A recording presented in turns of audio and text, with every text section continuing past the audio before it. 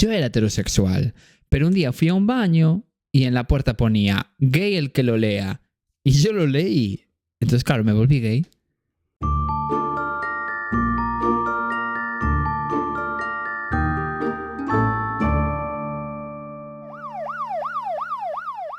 Muy buenas, yo soy Yayo. Yo soy Coral. Y estáis escuchando Sofá, Manta y Crimen, el podcast más escuchado dentro del sector de público. Gente que se relaja escuchando cómo matan a otra gente mientras se sienten culpables por reírse cuando les cuentan cómo murió esa gente. ¿Y quién tiene la culpa de que toda nuestra audiencia se sienta culpable? Claramente tú, Coral, que no paras de decir tonterías en todo el capítulo y claro, también has de entender que la gente no se piedra tampoco. Sí, claro, por todo es sabido que la que dice tonterías aquí soy yo. Esa es la actitud. Así me gusta, ¿no? Reconocer, admitir las cosas desde un principio. No como cuando niegas convertirte en Perry, el ornitorrinco, cada vez que te deja un hombre. Perdona, pero hace mucho tiempo que no me dejan, porque he encontrado la solución a eso, y es la amenaza. La amenaza de perderte para siempre. Es un buen truco porque... Oye, quieras que no, hay mucha gente que no sabe lo que se pierde. No. La amenaza de muerte. Nada funciona mejor que la amenaza de muerte. Porque se ponen en plan, no volveré a pensar en dejarte, te lo juro. Ya puedes guardar ese cuchillo. No lo volveré a hacer, bla, bla, bla, bla. Ya. Sí. Qué graciosa estás hoy, Coral, diciendo ese tipo de... bromas. No, es una broma. Ese tipo de bromas, Coral, que no queremos que nos cancelen este podcast. No, ya entiendo. Sí, todo esto es una broma. En fin, comencemos. Es que claro, tener un podcast de crímenes, bueno, resulta un poquito... Sí, bueno. Mejor dejémoslo aquí, ¿no? Porque sí que es verdad que la comisaría de policía a mí ahora mismo no me quiere venir bien a estas horas, ¿no? Es mejor que terminemos de grabar y luego ya tú manéjate tú solita con la ley como te quieras manejar. Vale. Además me toca empezar a mí, con lo cual eso significa que voy a terminar yo antes de trabajar que tú, que eso a mí siempre ya sabes que me anima. Bueno, pues vamos allá con mi historia. Qué raro, por cierto, que no digas seguidnos. Seguidnos en Spotify. Solo en Spotify. Y en Spotify. Solo te apetece en Spotify. Y comentarnos. Y del resto de sitios, dejarnos de seguir. De YouTube, chao. De Podimo, chao. No. No, claro que no. En YouTube subimos capítulo un día antes, que es importante este dato. Eso es verdad. Bueno, pero por horas. Por las horas. Bueno, un día antes. Pero sí, eso es verdad que ocurre. Pero bueno, da igual. El caso es que vamos allá con mi historia porque estoy... Los dos sitios. Muy emocionado con mi caso de hoy. Porque punto número 1 es una recomendación, concretamente de Sergio, desde iVoox. Sabes perfectamente quién es porque es un amor. Es genial. Él sabe perfectamente quién es porque nos escucha desde nuestro primer capítulo prácticamente. Así que, bueno, eso. Le va a hacer mucha ilusión a Sergio. Y punto número 2, me hace ilusión a mí. Punto número 2, con esta historia voy a desbloquear no 1, sino 2 países del Crimimundi. Wow. Además, esos 2 países son Irak e Irán. Oh. ¿Qué te quiero decir, no? ¿De qué íbamos a hacer nosotros en algún momento algún caso, ¿no? De cualquiera de estos 2 países. Ya. El mío también es una recomendación, aunque no me acuerdo. Pero pedí que me dijeran recomendaciones y esta fue una. Sí, pediste que te dieran recomendaciones, ¿no? Pero ponerlo por Spotify. Que claro, como yo no lo tengo que leer, ya lo contestará Yayo. Y petándome la bandeja de entrada. Bueno, mira, en fin. Tenéis que comentar. Sí, comentad. Pero hay que hacer aquí un cambio de funciones. A partir de ahora va a ser Cora la que conteste los comentarios de Spotify, es decir, nadie va a recibir contestación. Bueno, ya podemos empezar. Así que nada, eso sí, comencemos. Mi protagonista de hoy se llama Ali Asghar Borujerdi. Por ejemplo, ¿no? Asghar para los colegas, igual que el país de Thor. Y aquí iba a decir que seguramente lo estoy pronunciando mal, pero que como no hay nadie en Irak o Irán escuchándonos, pues nadie me va a decir nada. Pues puntito en la boca, lo comprobé. Fui a comprobar si alguien nos estaba escuchando desde Irak / Irán. Genial. Y contra todo pronóstico nos escuchan 10 personas desde Irak y 8 desde Irán. Un saludo desde aquí a esas 18 personas. Bueno. Wow. Wow. Internationally. Es que es increíble. Increíble. Bueno, el caso es que yo creo que no había ni un solo país del planeta en el que no tuviésemos, aunque sea una persona escuchándonos. Ay, A ver, eso, igual ¿verdad? Corea del Norte, te quiero decir, pero es que había en Es Brunei, que Corea es un en lugar complicado. Afganistán, es que de verdad, Timor Oriental, en plan, en sitios como súper aleatorios. Bueno, el caso es que este chiquito Asghar nació en 1893 en Borujerd, que es una ciudad como de 200.000 habitantes que hay pues, en el oeste de Irán. Y me hace gracia porque él se apellida Borujerdi y vivía en Borujerd. Que es como si yo me apellidara, en plan, Yayo Lug y naciera en Lugo, ¿sabes? Bueno, en fin. En fin, sí. Como veis, se viene un caso muy antiguo, teniendo en cuenta que, bueno, pues el año en el que nació Asghar, ¿no? Así que ya sabéis lo que eso significa, que este piquito de oro que yo tengo se va a sentir completamente libre para decir tonterías por el hecho de que el caso sea del año del culo. Así que solo espero poder controlarme, pero no prometo nada y sobre todo lo espera Coral. Sí. Es así. Vale, pues yo no prometo cosas, ¿eh? Vale, pues Asghar tenía 2 hermanos que me encanta porque uno de ellos se llamaba Reza. Wow. Me encantaría llamarme Reza y no rezar. ¿Sabes? Luego ser ateo. Me encantaría. Que bueno, lo dejo así como dato, ¿no? Por si hay algún gilipollas como yo que nos esté escuchando, que le haga gracia, igual que a mí. Ya. La cosa es que la familia de Asghar era un poco rarita, la verdad. Un poco perturbada, incluso se podría decir, ¿no? Como que toda la familia venía de una larga estirpe de delincuencia. Genial. Una larga tradición de delincuentes. Pues, Quiero decir, una tradición como otra cualquiera. sí, como de cualquiera. Pues viene una larga tradición de abogados. Bueno, pues ellos no. Ellos de delincuentes. Bien. Quiero decir, el abogado, sí. El abuelo de Asghar era un conocido bandido. Wow. Bandido. Wow, bandido. Bueno, de bandido de Irán. corazones. Sí que lo era. Era un bandido de Irán que robaba caravanas, no corazones, por la zona oeste del país.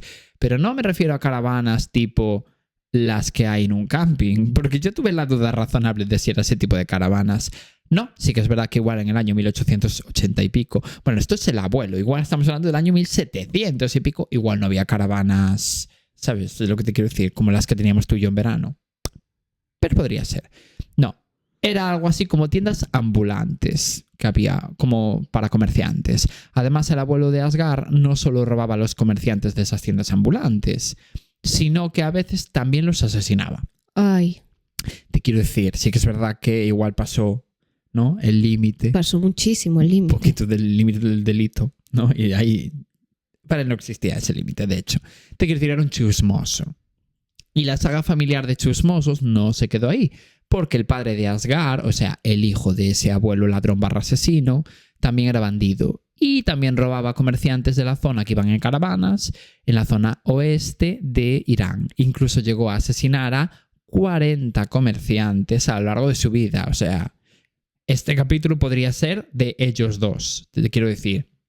A todo esto os voy a dar un poco como de contexto sobre Irán e Irak en esa época de principios del siglo XX.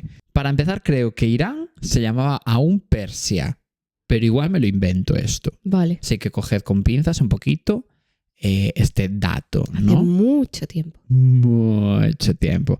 Había mucha inestabilidad política tanto en Irak como en Irán y que hacía que los países estuvieran gobernados un poco como por zonas, por líderes étnicos que mandaban en pequeños territorios, ¿no? Tipo como en Lugo uno, en Coruña otro, ¿sabes? ¿No?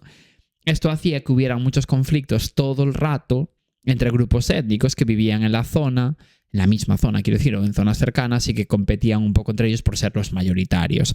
Así que al final esto fomentó la aparición de muchos bandidos, tanto en Irak como en Irán, que robaban y asesinaban aprovechándose del desorden que había en el país. Y claro, el padre de Asghar era uno de esos bandidos. Ya lo había sido su abuelo, pues imagínate. Esto hizo que la familia de Asghar ganara muy mala reputación por la zona, por lo que sea. Pero es que, a ver, había heredado el trabajo. Eso es verdad, lo heredó. Entonces también no tiene culpa. Así que llegó un punto en el que se vieron obligados, toda la familia, ¿no?, de Asghar, a emigrar. Concretamente, toda la familia de Asghar decidió marcharse a Kerbala, que es una ciudad, pues, de Irak. De Irak, ¿eh? Así, o sea, quiero decir, no de Irán. Así que con la tontería tuvieron que cambiar de país, al país de al lado. Como si se van a Francia. Vale, pues en el viaje a Kerbala ya tuvieron mucho drama, porque en el camino se encontraron con la brigada cosaca persa, por ejemplo. Vale. Que era como una especie, por lo que estuve mirando en Google, era como un cuerpo militar de Irán, ¿no? Y esa brigada mató al padre de Asghar en ese momento en el viaje, ¿no? Por lo que el resto de la familia tuvo que huir sola a Irak, porque claro, todos estaban yéndose como a esta ciudad, a Kerbala, ¿no? Y a mitad de camino, ¡pum!, el padre murió. Estuvieron en Kerbala, el resto de familias sin el padre, obviamente, 6 años viviendo. Y después se mudaron a la capital de Irak, a Bagdad, porque, bueno, pues como que había más oportunidades allí. ¿Y a qué oportunidades me estoy refiriendo exactamente? Bueno, pues depende de a quién le preguntes. Si le preguntas a la familia de Asghar, ellos querían dedicarse a vender como, bueno, nueces y dátiles y cosas así allí en la ciudad. Pero si le preguntas a Asghar, te contestaría algo completamente distinto, con lo que para él era una oportunidad. Porque cuando Asghar y su familia se mudaron a Bagdad, Asghar ya tenía sobre 14 años más o menos, y él lo que realmente quería no era vender nueces y dátiles. Él efectivamente vendía nueces y dátiles, ¿no?, igual que el resto de su familia, pero cuando los clientes que venían a comprar eran niños o adolescentes, Asghar aprovechaba las circunstancias y se hacía amigo de ellos. Y una vez que estos niños y adolescentes bajaban la guardia, Asghar les robaba y abusaba sexualmente de la mayoría de ellos. No, pensé que quería vender droga, que vale, es horrible vender droga a los niños. Pero... Ojalá fuera cocaína. No. Ya. Ojalá hubiese sido cocaína. Bueno, en el peor de los casos, claro, pero si me esto das es a peor. elegir. Claro, eso es. Bueno, pues su modus operandi era ir de calle en calle con un saco con dátiles y nueces vendiendo a gente random, y en cuanto veía a algún niño o adolescente vulnerable, como que andaba solo por la calle o que estaba pidiendo comida o alguna cosa así, se acercaba y hablaba con ellos hasta que les prometía darles golosinas si le acompañaban a su casa. Y de camino siempre, como que paraba en algún callejón solitario, oscuro, y en donde les robaba lo poco que tenían, y después algunos de ellos los violaba. Siempre eran chicos, por cierto, nunca chicas. Y cuando Asghar hacía esto tenía solo 14 años, Dios, recordemos. Qué asco de persona. Es que es muy heavy. Sí que es verdad que, a ver, sí que es verdad que tu figura paternal y tu abuelo dejan mucho que desear. Hombre, ya, pero no hasta ese punto. Y tenías hermanos y tus hermanos no hacían eso. Ya. Entonces el chismoso eres tú. Sí, ¿Qué asco. te hacemos, no? La cosa es que los niños siempre iban a la policía después de que Asghar abusara de ellos. Así que en algún momento la policía detuvo a Asghar y lo metieron en la cárcel, obviamente. Pero claro, como solo tenía 14 años, realmente la policía no lo consideró una persona peligrosa en ningún momento. Como, se le iría la pinza violando a niños. Es que, en realidad, como que ese pensamiento tampoco tiene mucho sentido. Ya. Pero bueno, así que a los pocos meses, la policía habló con los familiares de los niños que Asghar había violado para preguntarles si les importaba que liberaran a Asghar. En plan, oye, ¿os parece mal si lo liberamos? Porque creemos que no es una persona peligrosa. Dios mío, de verdad. Es que da igual que sea menor. Al final, mejor... Porque tienes que tener una educación, o sea, tienes que conseguir que no vuelva a hacer eso. Que estamos hablando de principios del siglo XX, que se les puede pedir. Pero hombre, te quiero decir, preguntar a la familia, en plan, oye, ¿os quiere importar si lo liberamos? Es que encima eres su familia, no quieres que salga nunca más de ahí. Pues ¿sabes lo que dijeron todos los familiares? Por unanimidad, que no les importaba. Que salieran a la calle. Ay, Dios mío. Hola. Porque sí que es verdad que la mayoría eran niños sin hogar. Entonces no tenían familia, pero le preguntaron a los que sí tenían familia. Que no, que perfecto. Ay, Dios. Que a la calle, que sí, pobre chaval. ¿Hola? Por lo que leí, se supone que es un poco como por la vergüenza Ya. de han violado a este niño, no quiero que nadie sepa que está esta persona en la cárcel porque ha violado de mi hijo. Entonces, si esta persona no está en la cárcel, nadie tiene por qué enterarse de esto. ¿En serio te parece, en plan, no pagas el peaje del riesgo al que alguien lo sepa? Múdate de ciudad. Si hasta, es que no sé, no entiendo. Bueno, en fin. Increíblemente todos los familiares dijeron que sí. No, Así a ver, que es sorprendente como poco. es heavy. Y Asghar quedó en libertad. No entiendo, ya digo, muy bien esa parte de la historia, ¿no? Pero bueno, yo qué sé, pues habrá algún detalle que se nos esté escapando, coyuntural, whatever. Sí, quiero pensar que sí. Sea como sea, aquí no entran feas y Asghar quedó libre. ¿Y qué te crees que pasó? Que Asghar abandonó el crimen y se dedicó a cosas útiles para la sociedad. Pues obviamente, Coral, estás muy equivocada. Tampoco lo estaba pensando, Estás pero bueno. tan equivocada como siempre. Ya, Qué equivocada estás. sí. Basta de equivocarte. ¿Cómo soy? Como eres. Asghar estuvo como 3 años en la calle, oye, en los cuales volvió a robar a toda persona que pudo. Bueno, ya mal. Mal. Ya Claro. no evolucionó bien esta frase. No. Empezó bien, pero terminó mal. Sí. ¿Te sientes representada? No. Por empezó bien, terminó mal. No. Bueno, el caso es que además violó a 5 niños más en esos 3 años en los que estuvo en la calle. Así que cuando la policía ya se hartó de no hacer su trabajo, arrestaron a Asghar y lo metieron en la cárcel cuando tenía unos 18 años aproximadamente. Y como ahora ya era mayor de edad, bueno, miento, porque de aquellas la mayoría de edad era a los 21, que eso sí que lo busqué. Pero bueno, sea como sea, aquí dijeron, mira, basta, no te vamos a volver a poner como en la calle. ¿Sabes lo que te quiero decir? Ya, pero qué asco de persona. Sí, y esta vez cumplió la condena y estuvo 9 años en prisión. Cuando salió de la cárcel ya tenía, con la tontería, 27 años. Recién nacido, la persona más joven del lugar, colágeno, Sí, se podría decir. con 27 años, sí. Sí, y la policía le ordenó que se mantuviera alejado de cualquier niño o cualquier adolescente o cualquier ser humano en general. Pues sí, eso era lo que tenía que haber hecho. Sí, y si eso le llevaba a tener que cambiar de trabajo, pues es lo que hay. Normal. Pero claro, como os podéis imaginar, teniendo en cuenta que este podcast no va de la receta para hacer tarta de queso, Asghar pasó de la cara de la policía y continuó haciendo maldades por Irak, que estamos en Irak ahora mismo. Nadie de su familia quería saber nada de él, por lo que sea, así que Asghar tuvo que vivir en la calle. Y con la tontería esto le ayudó muchísimo con su objetivo de ser una persona asquerosa, porque como estaba en la calle todo el rato, pasaba desapercibido para la mayoría de la gente, que no se fijaban en él porque es en plan, este chico que está en la calle. ¿Sabes? Nunca dejó de ser asqueroso. Nunca. Y él podía como elegir de esta forma a su próxima víctima con toda la tranquilidad del mundo para asegurarse de elegir a la persona adecuada sin que levantara sospechas. Y como siempre, la persona elegida para el siguiente crimen de Asghar fue un niño, Dios. concretamente un aprendiz de carpintero que Asghar se encontró en la calle de camino a la carpintería. Asghar lo engañó y lo violó en el medio de la calle. Y lo peor es que Asghar convenció a otros 5 hombres para que violaran a este chico con ¿Qué él. dices? Terrible.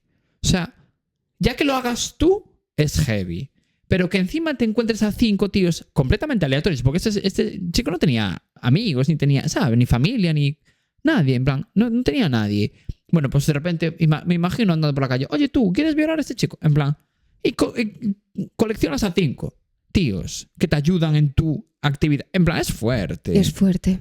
En fin, yo no Es entiendo. asquerosísimo. Es que la maldad del ser humano a veces yo creo que no tiene límites. Es que yo no, de verdad que no lo entiendo. Bueno, la cosa es que el chico fue a la policía, el chico, quiero decir, al que acaban de violar, en cuanto le dejaron en paz. Y Asghar volvió a ser detenido y encerrado otros 2 años más en la cárcel. Y a partir de aquí ya dijo, mira, a mí no me vuelve a pasar estas tonterías. ¿Qué es esto de ir violando a la gente, pero luego dejarlos en libertad para que me denuncien? Que en realidad Ya. tiene sentido, en plan, el razonamiento dentro de que eres un chismoso de mierda, ¿no? Así que cuando salió de la cárcel, tomó la decisión de que seguiría haciendo exactamente lo mismo que estaba haciendo hasta ahora, es decir, robar y violar gente, pero a partir de ahora también asesinaría.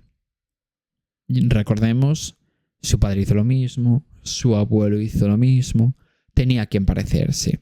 Y esto es algo que hasta este momento Asghar sí que es verdad que nunca había hecho. O sea, a ver, había cometido crímenes porque había violado y había robado, pero nunca había matado a nadie. Pues a pesar de que nunca lo había hecho, tampoco te creas, ¿no? Que le costó mucho el momento iniciarse a una nueva actividad delictiva. Porque en los siguientes meses Asghar violó a un total de 25 niños y adolescentes. Es que qué asco, de verdad, no puedo. Muy fuerte. 25, que es una animalada, que aunque fuera uno, ya me entendéis, pero 25, hola, en serio, no, en 25 nunca te frenas. Sí, y nunca nadie te pilla. Encima de eso. Y a cada uno de ellos, después de violarlos, los asesinó. La mayoría de veces estrangulándolos, como que casi siempre los mataba de esa forma, ¿sabes? La movida es que el último de esos chicos se resistió y peleó mucho para intentar escapar de Asghar. Y claro, Asghar no quería llamar la atención más aún de lo que ya lo estaba llamando. Así que esta vez no mató a su víctima ahogándola, sino que le disparó con una pistola que llevaba en el bolsillo en ese momento como para defenderse él, por si acaso. Y claro, con el ruido que hizo, otro niño que estaba como por la zona lo vio todo y salió corriendo para buscar a un policía. Sí que es verdad que Asghar fue detrás del niño, en plan como para intentar pillarlo, pero no lo consiguió. Bueno, bien. Sí, muy bien. Y el niño consiguió contarle a la policía que acaba de pillar a Asghar asesinando a alguien. Dios. Así que a Asghar no le quedó más remedio que huir y como que se atravesó todo el país, todo Irak, hasta que llegó a la frontera entre Irak e Irán y la cruzó para volver al país del que había partido originalmente por culpa de los crímenes de su padre, es decir, Irán.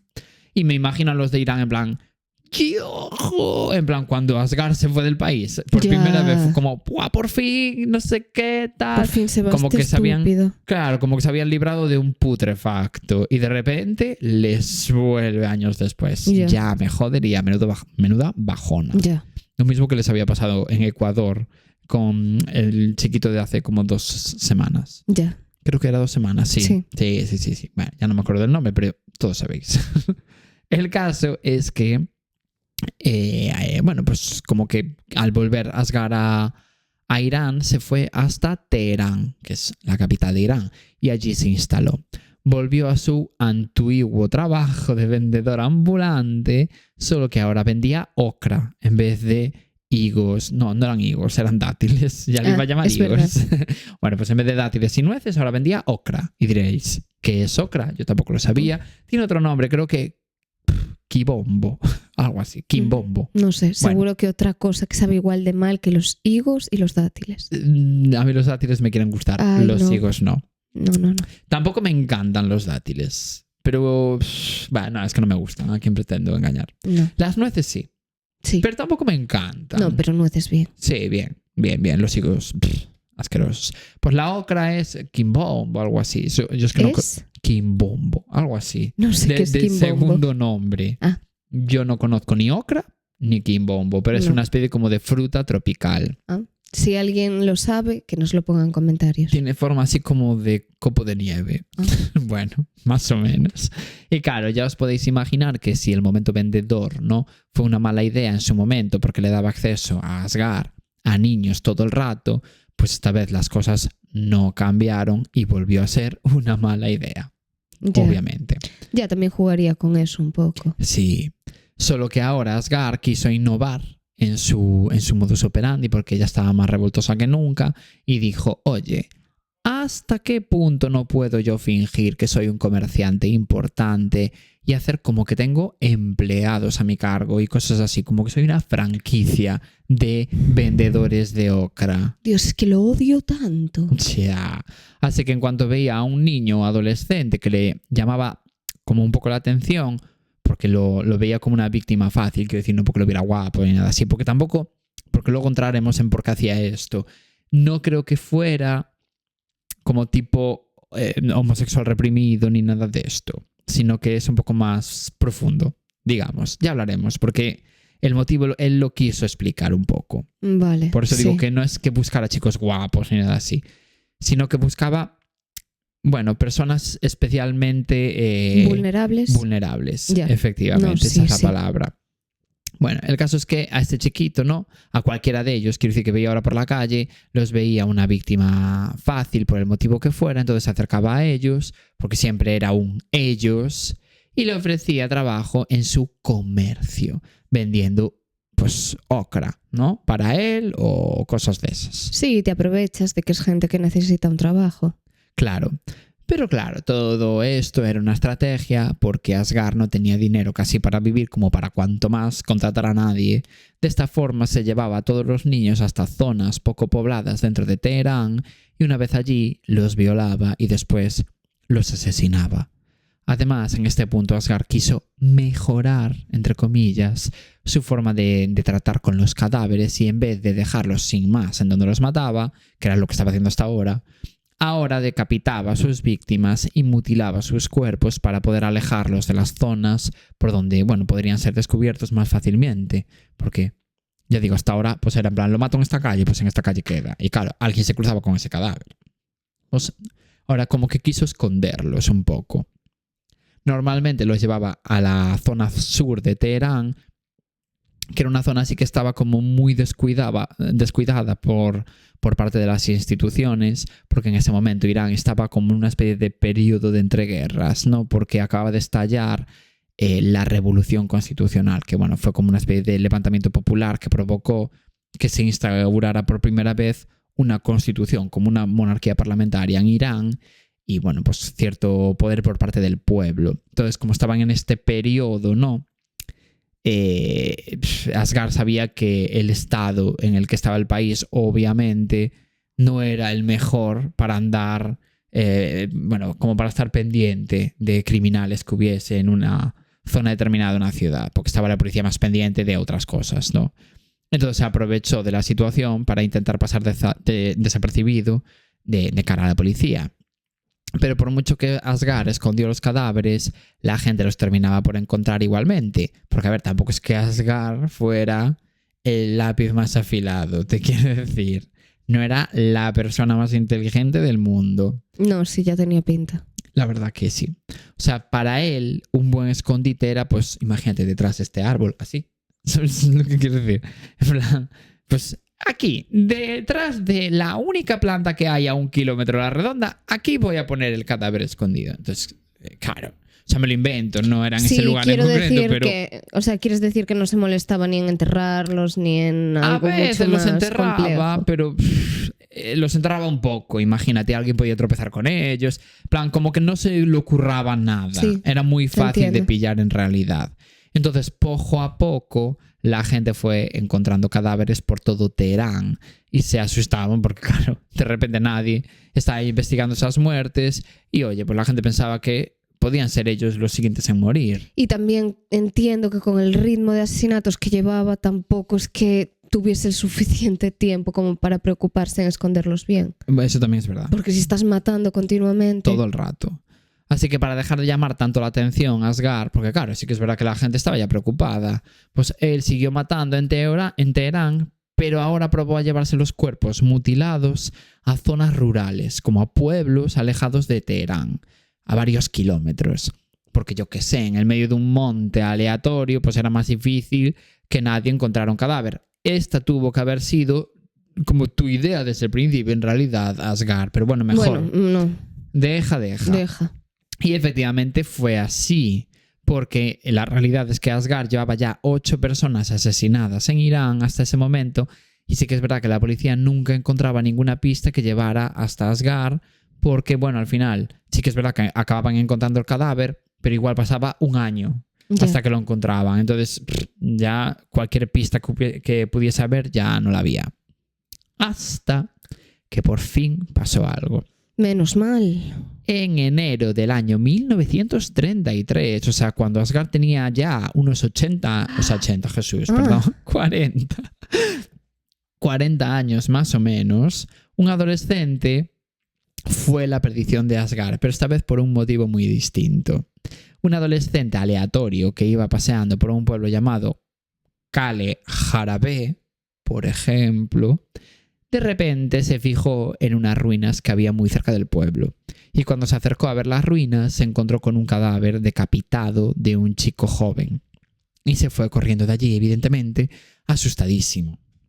Se cruzó con un policía mientras corría y le dijo que acaba de ver en las ruinas pues, un cadáver. Y cuando la policía fue allí, vieron que no solo había un cadáver en las ruinas, sino que había 3. Dios. Como amontonados encima y que no estaban, lo que decía antes, no estaban ni medio tapados. Tenía un poco de tierra por encima si tirada de cualquier manera. Dios mío.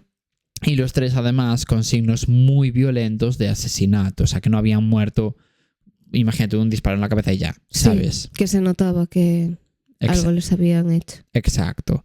Así que esto fue un poco como la gota que colmó el vaso, tanto para la población iraní, que ya estaba hasta el coño de tanto misterioso asesino, como de la propia policía, que ya no sabía qué más hacer. Porque probaron hacer nada y sí que es verdad que no les funcionó. Ya. Así que pidieron refuerzos a un inspector como súper famoso dentro de Irán, ¿sabes? Como el inspector Bigun. Vale. Un poco, ¿no? Porque Pero este era bueno. Sí, supongo. Parece ser que se le da como muy bien encontrar gente desaparecida y asesinos y movidas así. Pero era como el mejor detective que tenía la policía de Irán en ese momento. Cierto es que el nivel no debía de estar muy alto y que Coral con su disfraz de espía seguramente resolvería el caso mucho antes. Ya, ojalá. Con tu gorrita, tus gafas. Mi sueño. Uy, qué casualidad. Nos hemos encontrado en esta calle en la que sabía perfectamente que ibas a pasar. Bueno. Desmiento todo lo que estás diciendo. No desmientas. Bueno, pues este señor que se llamaba Sardar Timur Khan, por ejemplo, se puso a cargo de la investigación. Este inspector Bigun, pero pa' bien, iraní. Ese señor mandó drenar pozos y acueductos de la zona para encontrar nuevos cadáveres y además también como para que la gente no se infectara por la podredumbre de los cadáveres, porque sí que es verdad que estos 3 chiquitos que encontró antes la policía porque los vio un adolescente en un pueblo estaban como medio enterrados en una especie de poza que había, ¿sabes? Cerca de un oasis. Entonces, claro, podían contaminar el agua y bueno, pues... Sí, transmitir algún tipo de enfermedad. Claro, entonces bueno, entre otras cosas, no solo drenaron los pozos para encontrar más cadáveres, sino también un poco por ayudar a la población en ese aspecto, ¿no? Sí, por salubridad. Salubridad. Salubridad. Y gracias a eso fueron apareciendo cada uno de los 8 cadáveres que Asghar había dejado repartidos por todo Teherán. Y otra cosa importante es que este inspector ordenó poner especial vigilancia a los vendedores ambulantes, porque sospechaba que por el tipo de víctimas elegidas, el asesino tenía que ser una persona que pasara mucho tiempo en la calle. Como que claro, no podía ser una persona que estuviera mucho tiempo en casa, porque se notaba que era en plan, pues mira, se fijó en que este chico pasa todos los días por aquí, no sé qué, entonces tiene que estar 24/7 en la calle y conocer todo muy bien. Vale. Y curiosamente, en una de esas vigilancias, la policía se cruzó con Asghar. Menos mal. Sí. Él estaba vendiendo ocra, como siempre, y la policía, bueno, como siempre, entre comillas, y la policía le hizo un par de preguntas, pero nada más. O sea, como que tampoco es que sospechara nada raro de él. Pero de repente se fijaron mejor en el aspecto de Asghar y vieron que al lado de la bandeja, en donde tenía amontonada como toda la ocra, había un bulto de ropa ensangrentada. Y además registraron a Asghar y resulta que tenía un cuchillo en su bolsillo. A ver, en principio podría ser normal en un vendedor de fruta, ¿no? Porque, yo qué sé, oye, puedes cortar la ocra, pero eso sumado a la ropa ensangrentada, sí, pues como que la policía flipa un poco, así todo de inicio. Daba un poco de pistas. Sí. Asghar dijo que la ropa la había comprado ya así en un mercadillo, ¿no? Y que le había salido muy barata precisamente por estar ensangrentada. Pero a ver... Dios mío. Como que a la policía le pareció un poco una excusa de mierda, sí, la verdad. Sí, pero ¿qué dices también? Sí, también es verdad. Así que arrestaron a Asghar y se lo llevaron a comisaría. Y mientras se lo llevaban a comisaría, otro grupo de policías habló con los vecinos de Asghar. Y todos dijeron que Asghar siempre decía como que los adolescentes con los que estaba eran sus hermanos. Pero claro, les pareció un poco raro, porque siempre era un adolescente distinto de cada vez, como si tuviera 35 hermanos. Además, la policía identificó la ropa ensangrentada como perteneciente a uno de los cadáveres que habían encontrado en esa poza que te dije que había como 3 cadáveres. Sí. Pues uno de ellos estaba desnudo y la ropa como que era de la misma talla y las manchas de sangre coincidían con las zonas en donde donde tenía una herida el chico asesinado. Lo entiendo, sí. Así que todo esto sumado hizo que la policía interrogara a Asghar, pues quizás de una forma un poco agresiva. Ya. Me parece bien. Sí, hasta que al final Asghar terminó confesando que había asesinado y violado a 8 niños en Irán y 25 en Irak. Además lo contó con todo detalle y cuando le preguntaron por qué lo había hecho, que eso es a lo que iba antes, dijo lo siguiente: todos esos niños eran personas sin padres. Ya. Inútiles y hermosas, pero sin padres. Cuando les empieza a crecer la barba, se convierten en ladrones. Soy hostil con ellos. Estos son los enemigos de la sociedad, por eso los he matado. Cuando estaba fuera, en Irak, eran muchos y maté muchos. Y cuando vine aquí, vi que ellos también estaban aquí. Así que también decidí matarlos. Dios mío. O sea, como que... O sea, no tiene ningún tipo de sentido esto, obviamente. Ninguno. Pero como que bajo su perspectiva... Es como que buscaba niños vulnerables porque creía que esos se iban a convertir en chusma en el futuro. Pues como lo era él. Que iban a ser él, exactamente. Exacto. Dios mío. Y decía, pues los asesino. Bueno, quiso buscar una excusa para defender lo indefendible, sí. Y bueno, poco después se celebró el juicio y Asghar fue sentenciado a pena de muerte. Y el 6 de julio de 1934 fue ejecutado. Bueno, bien merecido. Ya, está mal. Bueno, sí, me da igual. Pero en este caso drama, Son niños, mucho drama. Es que es horrible. Ay, a ver, era otra época. Sí. Yo qué sé, no podemos juzgarlo con la visión de hoy en día. No, pero es horrible. Y bueno, entonces, este es mi caso. Que me da cero pena esta persona. Ya. Se merecía todo lo malo que le pasase. Pues cuando quieras, todo tuyo. Me pareció horrible. En mi caso, la verdad, no es mucho mejor. ¿No es mucho mejor? No. Ja. Mira, nos situamos en el 2004, cuando Seila Lorena Barrero Fernández tenía 22 años. Ella nació en 1981. Vale. Que ya digo, es un caso recomendado y es un caso español. Hacía bastante que no bueno, mucho. No, 2 semanas. Bueno, bastante. Bueno, pero era de Ecuador / España el mío. Sí. Ella vivía en Degaña, que está en Asturias. Asturias está en el norte de España, para quien no lo sepa. Es muy caro. Degaña es un pueblito de unos 780 habitantes que está en la zona fronteriza entre León y Asturias y está como rodeado de mucha naturaleza. Seila era la más pequeña de la familia. En total eran 4 hermanos. Y ella acababa de terminar turismo, que lo había estudiado en la Universidad de Gijón. Y trabajaba en ese momento en una agencia de viajes, pues, en esta misma ciudad, pues para pagarse sus caprichitos. Y los fines de semana también trabajaba de camarera en el pub Joe Team, que estaba en Villablino, León. Vale. Porque ya digo, estaba en la frontera. Joe Team. Sí. Vale. Yo no sabía que había un pub. O sea, como... Vale. Sí, Joe Team. Era uno de los más conocidos del pueblo este pub, así que aquí iba todo el mundo.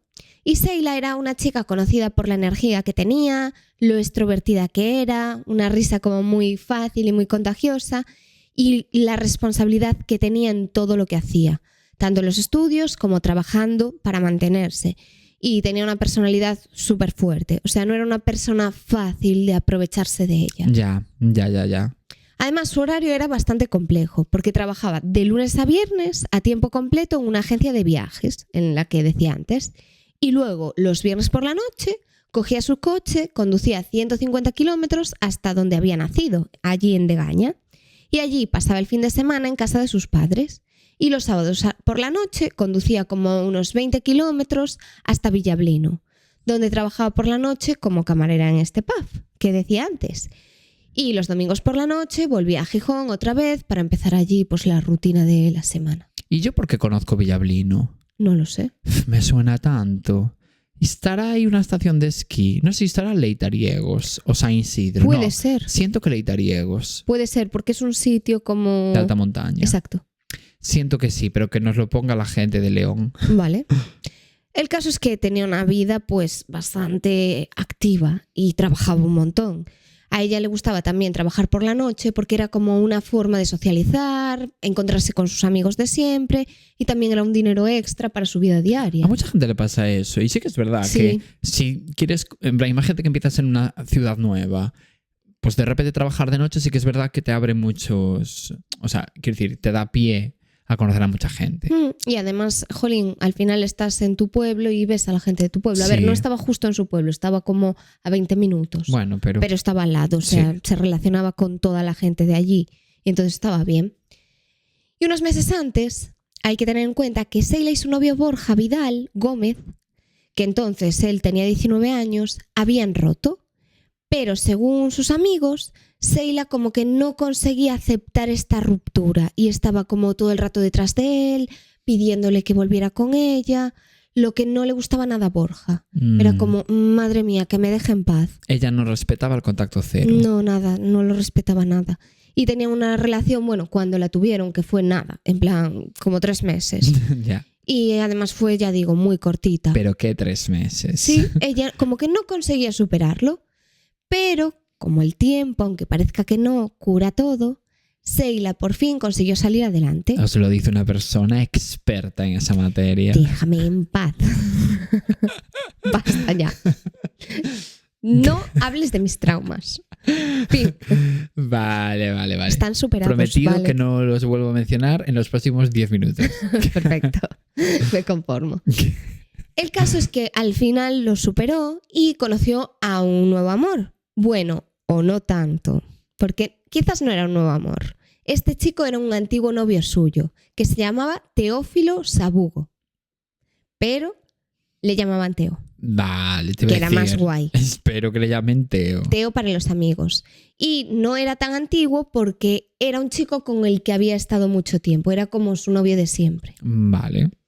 Y la madrugada del 25 de enero, que no del 20 de enero, de ese mismo año, Guau. 2004, sí, fue a primera vista como otra madrugada más dentro de su rutina de los sábados. Sheila salió de casa de sus padres para ir a trabajar sobre las 10 más o menos.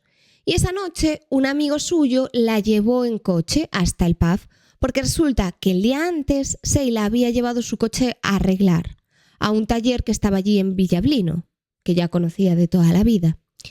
Y dirás, ¿cómo pensaba entonces volver a casa? Porque claro, si la llevaban, ¿qué pasaba después? Bueno, ya, claro. Pues resulta que un trabajador del taller la había llamado por teléfono y le había dicho que le llevaría al bar esa noche las llaves del coche. Ah, bueno. Claro, qué así que la majo. llevaban, pero tenía su coche para volver otra vez a casa. Claro. Sí, la verdad es que muy bien. Y como el Eso le turno- pasó a una amiga mía que el otro día, hace meses, dejó el coche en no sé dónde porque se lo estropeó, creo que era una gasolinera. Es que sí, Maitane, que fijo está escuchando esto. Y como el del taller o el de la gasolinera, creo que fue, la llevó a su casa. Porque, ya me acuerdo bien de la historia. Le metieron mal, en plan, imagínate, si su coche es diésel, pues le metieron gasolina. Y entonces se tuvieron que quedar con el coche como para vaciarlo. Entonces el de la gasolinera lo llevó a casa. En compensación. Sí. Ay, Dios, es mi mayor miedo, que se equivoquen al echarme gasolina o que me equivoque yo, que eso hay más probabilidades. Yo me equivoqué una vez. O sea, no lo eché yo, pero le dije, en plan, imagínate, No. es gasolina y era diésel. No. Wow. ¿Qué pasó? La verdad que nada, porque eché muy poca cantidad. Entonces es como que el coche iba raro y luego lo llené, en plan, me di cuenta y lo llené entero con lo que tocaba y ya bien. Ay, Dios mío. Bueno, en fin. No, bueno, aquí todo fue bien y le llevó el coche, no pasó nada. O sea, le llamó diciéndole que le iba a llevar el coche. Y como el turno de Sheila no empezaba como hasta las 12 de la noche, su amigo y ella se fueron pues para hacer tiempo a tomar algo. Y después ya pues entró directamente en el pub a trabajar. Y la noche pues fue sin problemas, no hubo ninguna pelea, ningún cliente estuvo pesado con Sheila ni con nadie. Y los amigos con Sheila pues estuvieron con ella saludándola, allí de risas. Y más o menos sobre las 3 de la madrugada apareció este trabajador del taller y fue con su novia allí, pues Vale. a salir de fiesta y de paso le dio las llaves a Sheila. A las 3 de la mañana. Sí, pues bueno, claro. estaba con su novia. Yo creo que le llamó ya diciéndole que pasaba por allí Ya. porque ya le iba a coincidir verla. Claro. Entonces así también le hacía un favor. Y nada, le dijo que su coche estaba listo y que se lo había dejado allí cerca de un bar. Vale, pues Sheila estaba muy contenta porque además odiaba la idea de tener que depender de que alguien la llevara y la trajese todo el rato. Era una chica muy independiente que necesitaba el coche constantemente. Ya. Me pasa. Y más o menos sobre las 7 de la mañana, como que el bar se fue la gente y se cerró. Ya habían recogido todo y ya estaban listos. Pero en lugar de irse directamente a casa, Sheila se quedó un ratito más de fiesta con ellos y decidieron ir a un pub que había por allí, otro sitio cercano, para seguir hablando y tomando algo antes de volver a casa. Entonces todos se fueron a este bar y justo por aquí estaba aparcado el coche que ya estaba arreglado de Sheila. Bueno, pues Sheila pasó como una media hora en el bar y dijo que le dolían los pies, que estaba cansada y que se quería ir a casa. Y como iba a conducir, también solo bebió una Coca-Cola. O sea, que era una chica realmente responsable. Claro. Sabía lo que tenía que hacer. Y bueno, ella quería irse a casa porque no aguantaba más. Pero sí que es verdad que se había visto como un poco presionada. Bueno, tomamos algo. Por eso a la media hora se cansó y se fue. Y estaba con 2 amigos, José y Vivi, que son importantes para la historia. José y Vivi. Vivi Neuronas creo que activas también de es un repente. chico. Creo que son 2 chicos. Ah, vale. Y dijeron que se iban con ella. Aunque ellos se fueron en su coche y Sheila en el suyo. Como que todos se fueron juntos. Sí, nosotros también nos vamos, tal, no sé qué. Y nada, fueron hasta el coche, estuvieron allí charlando un rato y luego cada uno se fue a su respectiva casa. Ellos 2 fueron juntos y Sheila fue pues en su propio coche. Claro. Y eran más o menos las 8 de la mañana en ese momento. Sheila se subió a su Peugeot 206 para irse de vuelta a casa, que tenía eso, lo que te dije antes, unos 20 minutos de vuelta. Que la carretera de Villablino hasta Degaña, leí que era como un tramo bastante solitario y donde había bastante niebla. A ver, me lo creo perfectamente. Piensa que te dije que yo creo que hay una estación de esquí ahí. Por eso yo creo que sí. Y eso sí. Eso es, también lo leí. Entonces yo creo que es como esa zona que dices tú. Yo creo que 100%. Sí. Por eso, al no ser muy seguro todo este tramo, los amigos de Sheila condujeron detrás de ella hasta un puente que es el puente de Caboalles, Bueno. donde aquí justo coincidía el desvío de cada uno para irse a su casa. Y había bastante niebla, estaba lloviendo algo, estaba oscuro, aún no era de día, Ya. como que hacía mal tiempo. Sí, como que estaba el tiempo en modo Silent Hill. Sí, un poco Ya. sí. Y los amigos de Sheila además se fijaron en que una de las luces del freno del coche no funcionaba muy bien, del coche de Sheila. Y bueno, vieron como el Peugeot 206 blanco se marchaba. Bueno, pues al llegar a casa, uno de estos amigos, José, le mandó un mensaje diciéndoselo: oye, que el freno del coche no te funciona, o sea, el freno, la luz. Ya. Y también le dijo que le avisara cuando llegara a casa para quedarse tranquilo. Pero esta fue la última vez que alguien vio a Sheila con vida, porque nunca contestó a este mensaje. Ay, Dios. Sheila, quedamos en que estaba subiendo por ese puerto, pues pensando en llegar a su casa y dormir. Pero en un punto de la carretera, algo le obligó a parar el coche, porque alguien se cruzó en su camino desde otro coche, como que se le puso en el medio. Y esto lo sabemos por lo que dijeron unos cazadores que pasaban por allí y vieron 2 coches parados, que lo contaré más en detalle después. Vale. Bueno, pues desde dentro del coche alguien le disparó en la nuca con un arma corta del calibre 6.35. Wow. Un calibre, vale. Pues a esta distancia el disparo entró por la parte de atrás de la cabeza y no llegó a salir, sino que rebotó contra el parabrisas de delante y quedó la bala en el coche. Y esto fue lo que la mató. Vale, pero ella tenía como o sea, como que le atravesó la cabeza. Sí, pero Ya se sabía entiendo. que le habían disparado desde atrás. Qué fuerte. Y como todos los domingos, al día siguiente, se suponía que Sheila iba a comer con sus padres y con sus hermanos. Bueno, pues su hermano, Elías, llegó a casa de sus padres con su hija y su mujer para comer todos juntos. Y al llegar preguntó por Sheila y sus padres le dijeron que Sheila aún no había llegado. Los padres estaban tranquilos, no estaban preocupados porque pensaban que se iba a quedar a dormir en casa de Elías. Pero claro, al ver a Elías, Ya. dijeron: ¿cómo no está contigo? Como ella no tenía el coche y no tenía cómo volver, y ellos no sabían que Sheila había recuperado su coche, pues ella ya contaba con quedarse, pero la llamada fue como de última hora, Ya. la llamada del chico del taller. Entonces, claro, en ese momento los padres no pensaban que estuviese en peligro, sino que se quedó en casa de su hermano. Pero Elías ahí se acordó de que volviendo a casa había visto por el camino un Peugeot 206 blanco como estacionado en un mirador. Qué raro. Y claro, en ese momento no pensó en nada, porque claro, de aquellas un Peugeot 206 era como algo muy típico. Ya, no, claro, un coche muy... O sea, sí que tenía todo el mundo. Claro, pero al pararse a reflexionar, dijo, pues a lo mejor este coche era el de Sheila. Entonces se lo contó a sus padres y se fue hasta allí. Le dijo a sus padres que a lo mejor ella pues le había entrado algo de sueño y se había quedado a dormir allí, que es algo bastante natural, y a mí me pasa que cuando cojo el coche a los 10 minutos me entra el sueño. Ya. Entonces, claro, entiendo que, bueno, piensas en lo mejor en ese momento. Bueno, pues cuando llegó al mirador, lo vio todo sin gente, pero sí que estaba ese Peugeot 206 blanco, que era como el de Sheila. Y Elías se acercó hasta allí, vio la matrícula y reconoció el coche de Sheila. Así que se puso al lado del coche, en la zona derecha, y vio a alguien en el volante. Pero estaba como la cabeza hacia un lado, como hacia el lado derecho. Entonces le llamó a su hermana, pero nadie contestó.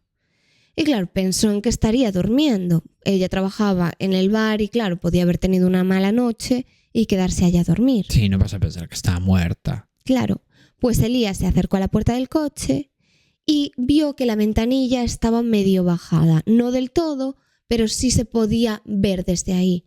Y vio a su hermana pequeña apoyada en el volante. Pero sintió que algo no estaba bien. Y entonces entró en pánico, abrió la puerta y la vio. Y claro, lo que vio la marcó para siempre su vida, porque había un montón de sangre en el asiento del pasajero y Sheila estaba muerta. Qué fuerte. No me lo esperaba. Ya. En plan que fuera a morir. No sé por qué. Ya. Pues Elías corrió por la carretera hasta que consiguió parar a un coche y le pidió el móvil para llamar al 112. Llamó a emergencias y la policía fue hasta allí sobre la 1:20. Porque claro, esto era el día siguiente, aún Elías fue hasta allí, dio tiempo a que fueran a buscarla y todo.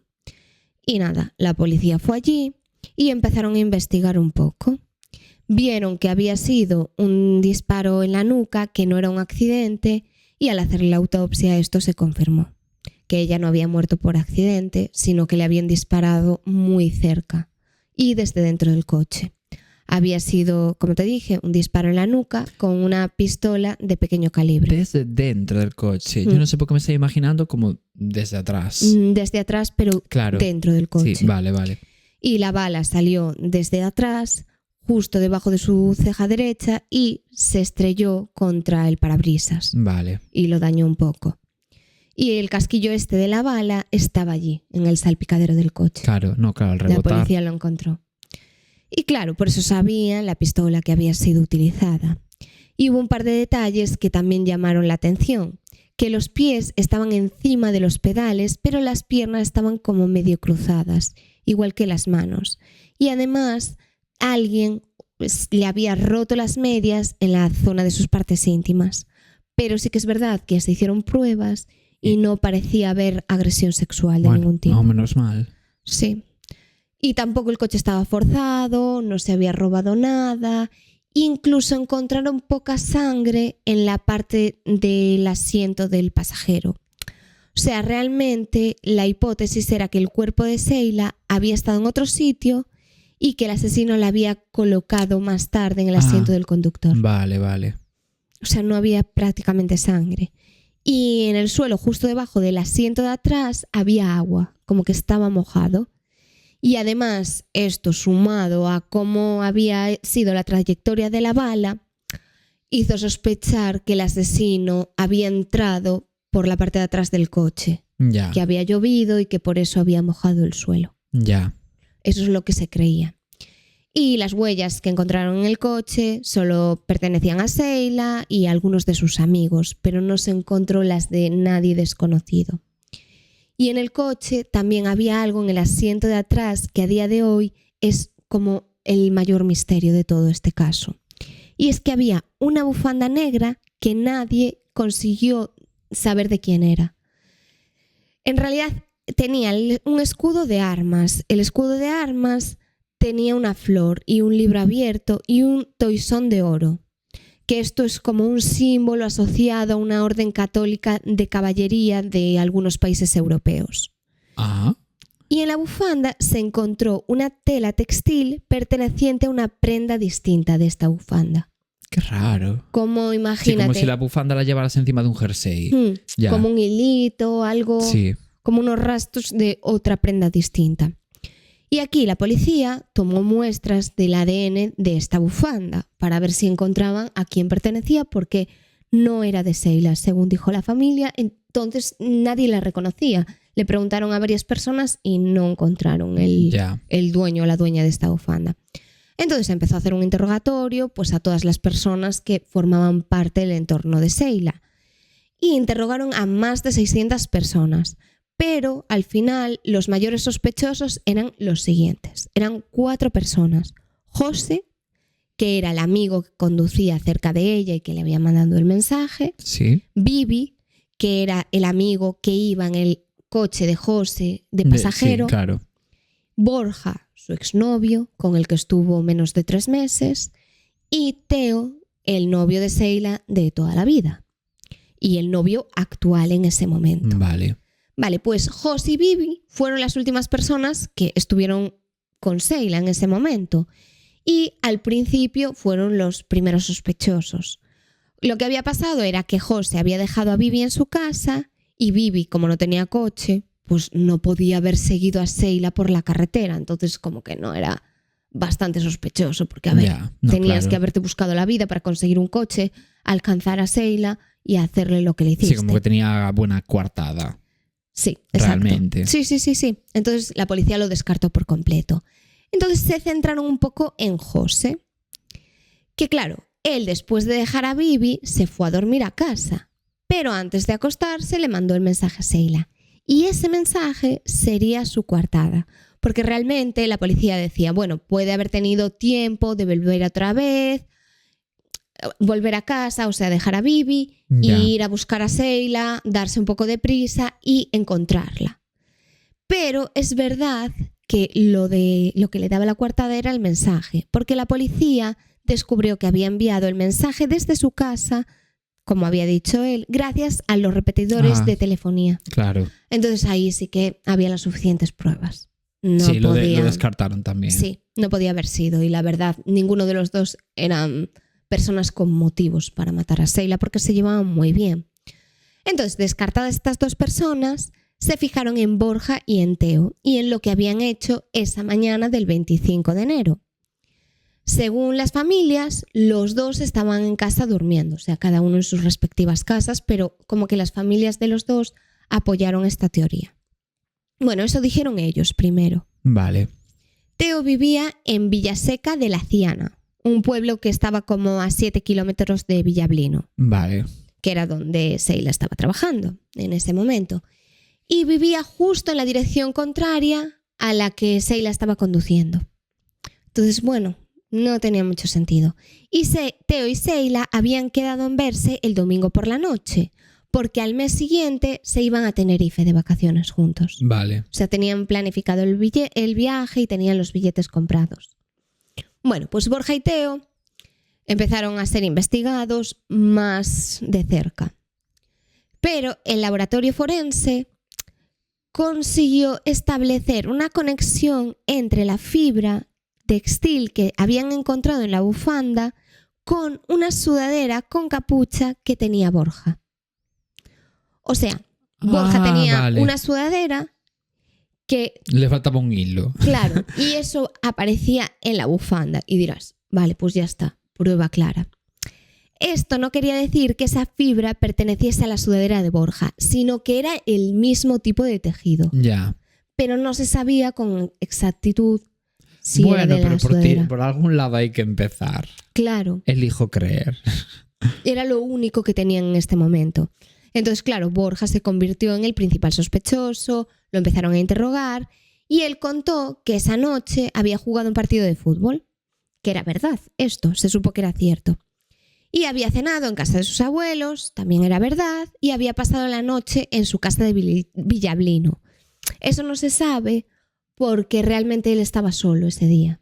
entonces nadie lo pudo asegurar. Ya. Pero O se sea, él supone, dijo eso, pero claro, nadie te vio. claro, se supone que él se quedó allí porque, bueno, estaban cansados y no le apetecía salir. Pero no sabemos si esto es verdad.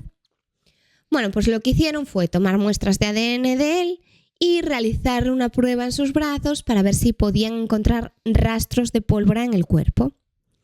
Y claro, aquí nos encontramos con algo un poco complejo, porque resulta que sí se encontraron rastros de pólvora en el brazo y en su hombro derecho. Entonces, claro, esto nos quería decir que había disparado algún arma. Claro. Pero ¿qué pasa?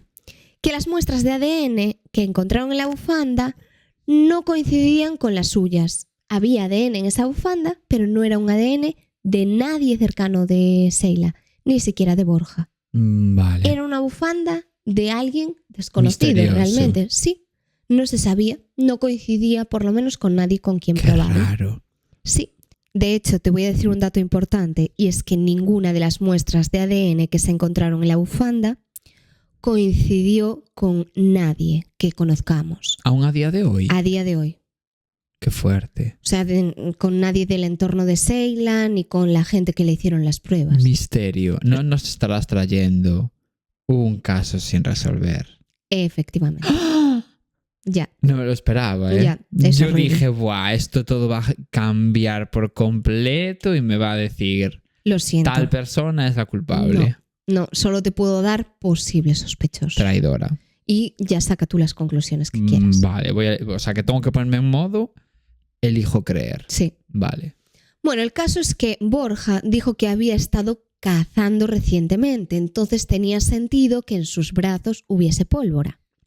Vale, pero en el laboratorio, o sea, hicieron pruebas y dijeron que este tipo de pólvora, y como estaba disperso en el brazo, no coincidían con los de un rifle que fuese de caza, sino que parecía un arma de fuego pequeña. Y claro, aquí la policía fue a registrar la casa de Borja y de todo el entorno, y allí fueron a la casa del abuelo de Borja. Y justo dicen que tenía una pistola muy parecida al tipo de pistola que se usó para matar a Sheila. El abuelo de Borja dejó que la policía registrase su casa y que viese las armas. Sin embargo, nunca se encontró esta pistola, ninguna parecida. Pero claro, aquí hay un dato que se dice o que se rumorea y no se sabe si es cierto o no. Y es que resulta que al hacer este registro, el abuelo de Borja dijo: «Están buscando la pistola pequeña».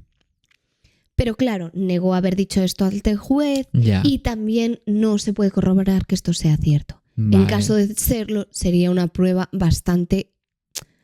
Y esto Borja, el abuelo de Borja. El abuelo de Borja sería bastante clara, pero Ya. no se sabe, entonces tampoco lo podemos decir. Ya. Y en julio de 2004 detuvieron a Borja y lo pusieron en prisión preventiva por el asesinato de Sheila. Pero no estuvo mucho tiempo aquí, porque él declaró y después lo pusieron en libertad sin cargos. Porque el juez dijo que todas las pruebas que había en su contra eran simplemente pruebas circunstanciales. Ya. Que eso significa que tienes muchas pruebas, pero que realmente no hay algo sólido como para acusarlo. Ya, falta un golpe en la mesa. Exacto. Y claro, lo pusieron en libertad y la familia se volvió loca porque la familia hasta día de hoy cree que Borja es el asesino de Sheila. Y claro, a lo largo de estos años se ha protestado para que Borja vuelva a ser acusado, ya que creen que mató a Sheila claramente. Y la policía también piensa que Borja lo hizo. Pero en octubre de 2007 se archivó el caso, como un caso sin resolver. Y así que de esta forma Borja nunca más volvió a ser acusado formalmente. Vale. Y ese verano de 2004, o sea, el mismo año que sucedió todo, unos pocos de meses después, como 6 meses, la policía habló con 2 cazadores que habían pasado por la zona donde ocurrió el asesinato aquella mañana. Estos cazadores que te decía antes, que gracias a ellos sabemos la historia. Y la policía pudo como recopilar datos de lo que había ocurrido, que era que sobre las 8 y algo de la mañana estos cazadores habían pasado justo por donde estaba ocurriendo todo. O sea, como que calculó que sobre las 8 había sido el asesinato de Sheila y supieron que los cazadores estaban en esta zona a la misma hora. Entonces, claro, ellos deberían de haber visto algo. Se supone, porque estaban allí cuando se cometió el crimen. Pero al preguntarle a estos cazadores, ellos como que no fueron muy claros, ni siquiera querían como declarar, como que era... Tenía miedo de meterse en follón. No sé si meterse en follones, pero el caso es que no colaboraron lo suficiente. Ya. Sí, dijeron no conocer el caso de Sheila, no tener ningún tipo de información, cuando realmente el caso era noticia en todo el pueblo. Y en todo el país seguro, yo no me enteré de nada, Exacto. pero en Villablino te puedo asegurar que toda persona que viviese allí, de los 720 habitantes que tenía el pueblo, 720 sabían la historia. Exacto, y este caso era muy conocido y más si estás en un pueblo que se sabe todo. Bueno, pues nada, a ellos les costó declarar como testigos y estábamos en verano, habían pasado meses, y no dijeron nada. Entonces, claro, dijeron, bueno, van a declarar, vamos a saber más. Pues lo que hizo su testimonio fue crear más dudas, dar menos información de la que tenían. Ellos contaron que habían ido por la carretera para ir a cazar y que estaban hablando durante el viaje y que tampoco se fijaron en nada de lo que pasaba a su alrededor. Pero sí que es verdad que una vez llegaron a la curva donde estaba el coche de Sheila, vieron a un Peugeot 206 ahí en medio de la carretera. Y no consiguieron verlo claramente porque había mucha niebla. Entonces, como que el que conducía giró muy violentamente para evitar chocar y se metió como en el otro carril. Y después de conseguir pasar el coche de Sheila, vieron que había además un coche detrás. No, justo delante, perdón. Justo estaba el coche de Sheila y delante vieron el siguiente coche. Qué raro. Y claro, aquí tampoco ellos se aclararon porque les preguntaron de qué color era ese coche y uno dijo que era blanco y otro dijo que era oscuro. Entonces no se sabe. Y encima tardas, o sea, ves eso y nada dices. Claro, es raro. Hay dos coches en la carretera. Muy raro. Parado, sí. Y nada, pues dijeron que no habían visto a nadie por allí, a nadie en la carretera, no dijeron si había alguien dentro de los coches o no. Entonces sí que es verdad que este testimonio se dio por válido para la policía, pero al final también era un poco extraño, por así decirlo. Entonces te voy a decir que el asesinato de Sheila hoy por hoy es uno de los casos de asesinato más complejos con los que estamos... Sí, como los que dentro de todos los que ha tenido que lidiar la policía, de los más... Sí, y de los más conocidos, misteriosos. Yo no lo conozco. Pero yo no conozco ninguno. No, pero es seguro, muy conocido. No, seguro que todo el mundo que nos está escuchando lo mínimo conoce. Sí, y la mala noticia es que hoy por hoy se ha pasado el plazo legal para hacer algo con este caso. Y claro, hay un montón de informes contradictorios, pocas pruebas, las pruebas que hay no son claras, lo de la bufanda que es extrañísimo y la policía pues no ha podido ni decir por qué ocurrió este asesinato, cuál era el motivo. Ya, no, es que, vale, porque yo voto Borja, pero ¿por qué? Ya. En plan, algo tuvo que pasar ahí. Claro, ese es el principal sospechoso y sobre todo que también te hace sospechar de él el que la familia piense mal de él. Pero realmente el motivo ¿cuál fue? ¿Porque los celos o que la quisiese matar porque la quería y... ¿Sabes? Esto que dicen de te maté porque no eras mía. Como que no resulta ningún tipo de posibilidad porque realmente ella tenía un nuevo novio, iban a hacer un viaje juntos, todo estaba bien entre ellos y con Borja realmente todo estaba bien, por así decirlo, porque él pasaba de ella. O sea, realmente había sido una relación sin compromiso que había durado, dije 3 meses, no, eran 3 semanas, perdón. Aún peor me lo pones. Peor, claro. Y a Borja pues le gustaba tomar algo en donde trabajaba allí Sheila y hasta pedía que no le atendiese ella. Era como que le caía mal, Qué como raro. que se llevaban mal y la ignoraba totalmente. O sea, hasta la trataba mal de que no quería compartir espacio con ella. A ver, yo voto Borja sobre todo, no tanto... Y no quería volver, que es la cosa. Pero yo voto Borja no tanto por lo de la familia, porque la familia al final se agarra un clavo ardiendo. Te quiero decir, no hay ningún sospechoso. Lo único que tenéis, te agarras, lo entiendo. Pero Pero a mí simplemente me parece raro el momento bufanda, el momento... demasiadas casualidades. Pero bueno, yo qué sé. Sí, Todo y además puede ser. aquí también se investigó pues dónde había estado, pero tampoco se supo que ella estuviese involucrada en nada turbio. También pues a la familia, los amigos, no tenía ningún tipo de enemigos. Es que no parecía haber un motivo claro para esto. Y claro, lo que se cree es que ella conducía por esta zona, alguien la adelantó, le hizo parar.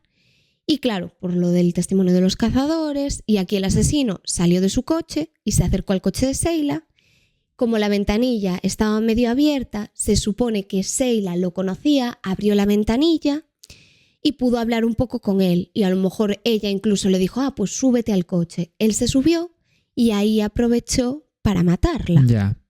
Pues no sé si porque tuvieron pues algún tipo de discusión o algo, hubo un forcejeo y le disparó desde atrás. Y claro, aquí justo, pues a lo mejor coincidió que los cazadores pasaron por allí y fue cuando maniobraron para evitar chocar. Y una vez estos se fueron, su asesino empujó el cuerpo de Sheila hacia el asiento del pasajero y por eso estaba como así de lado. Y aquí se formó el charco de sangre del asiento del pasajero y entonces el asesino fue desde el asiento del conductor y condujo el coche de Sheila hasta la zona del mirador donde la habían encontrado. Y una vez allí, pues se fue del coche de Sheila, volvió a colocar el cuerpo en el asiento del conductor, cerró la puerta del coche. Claro, ya entiendo. Y luego fue a buscar pues el suyo. Claro, se fue a su coche y se fue de la escena del crimen. Y claro, sabemos que Borja fue la única persona que arrestaron porque es el único sospechoso realmente de este caso. Además, las muestras de ADN como que nunca coincidieron con nadie que pudiera haber estado involucrado en el crimen. Y lo mismo con la bufanda, que la policía nunca pudo encontrar esa conexión con nadie. Y nada, hoy en día, ya digo, siguen convencidos de que Borja mató a Sheila, que actualmente él está casado y tiene un hijo y creo que sigue viviendo en Villablino, por lo menos hace unos años seguía viviendo allí, nunca se llegó a ir.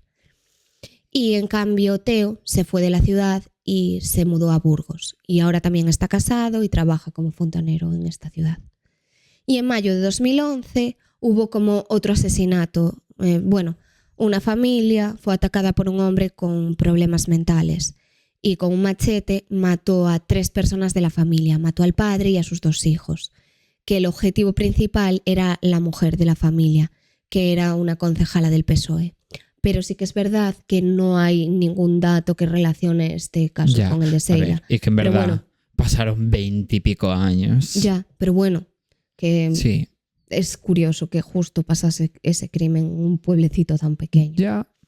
Y nada, a día de hoy ya digo, el caso está prescrito y sigue siendo pues un misterio para todo el mundo. Porque claro, no sabemos qué ha pasado realmente. Puedes tener un sospechoso, pero no tienes un culpable. Y al final es como una especie de recordatorio que nos dice que detrás de cada expediente frío hay personas y recuerdos y una justicia que no se debería de acabar por mucho tiempo que pase, porque al final estos casos nunca deben de prescribir. Porque si a día de hoy, imagínate que Borja Es que yo nunca entendí mucho el momento prescripción. Es que imagínate que Borja confiesa que es el asesino. Es que no serviría de absolutamente nada. No sería acusado en ningún momento. Es que por eso no lo entiendo. En plan, seguro que hablo desde la ignorancia y tiene algún tipo de función, que alguien nos lo ponga en comentarios. No, en plan, alguien que lo sepa, quiero decir. Poca opinión también tengo yo, ¿no? Pero quiero decir, genuinamente no sé para qué sirve la prescripción de un delito de sangre. Si es de algo administrativo o lo que sea. Claro. Bueno, vale, ok. Pero, no sé, no lo entiendo. Pues para no seguir trabajando en el caso. Hay países donde no prescribe, pero España no es uno de ellos, por desgracia. No, y hay delitos en España que no prescriben. Por ejemplo, el abuso infantil. Pero no entiendo muy bien por qué. El asesinato no. Ya. Por ejemplo, no sé, es que ya digo, alguna razón habrá que nos lo ponga. Supongo que será para agilizar la justicia, en plan como algo por recursos. Supongo, pero no lo sé. Sí, y nada, sigue siendo un misterio lo de la bufanda sobre todo. Ya. Pues... Y si tenéis alguna información más, pues nos la dejáis porque estaría bien que el caso se resolviese. Efectivamente. Una vez un caso se resolvió gracias a un podcast y yo me quedo con ese pero dato. no el nuestro. Bueno, Podemos intentarlo. Bueno, y nos vemos la semana que viene. Y hasta el lunes y seguidnos en Spotify. En todas partes. Chao. Chao.